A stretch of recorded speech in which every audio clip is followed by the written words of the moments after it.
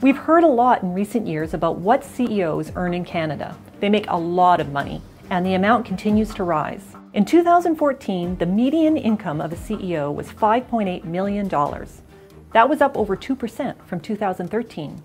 That's a modest rate of growth compared to some years. Pay was up 11% in 2013 from the previous year, and that was the fourth straight year of pay gains. But there are some interesting things happening inside that bigger trend. So let's break down how CEOs are paid. Base salaries accounted for only 16% of a typical Canadian CEO's pay last year, and cash bonuses accounted for about 30%. That means about 46% of pay was in cash. The typical CEO also got 31% of pay in the form of share units and 15% from stock options. That also adds up to 46%. It's an interesting symmetry that cash pay and equity pay were equal last year. The remaining 8% of CEO pay comes from pensions and other perks.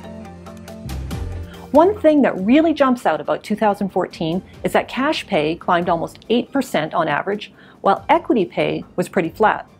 The year before, cash pay was up 18%, so it wasn't an isolated trend in 2014. Some experts say the trend could be due to strong gains in stock markets in recent years. This has convinced some executives that there's not as much upside for new equity grants in the next few years. Much of the trend can be attributed to the way stock options are falling out of favor with shareholders. They prefer shares. The typical CEO got $1.6 million of share units last year and just $744,000 worth of stock options. That's a real reversal from past years when stock options were far more popular and share units were a small add-on. Canadian CEOs are doing well, but US executives have done even better. South of the border, the typical CEO earned $14 million last year. That's a lot more than the median $5.8 million in Canada. That's not to say Canadian CEOs are underpaid.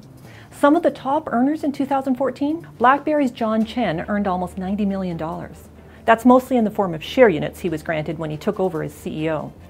Then there's Donald Walker at Magna, Gerald Schwartz at Onyx, and Hunter Harrison at CP Rail. There has been shareholder pressure for reforms.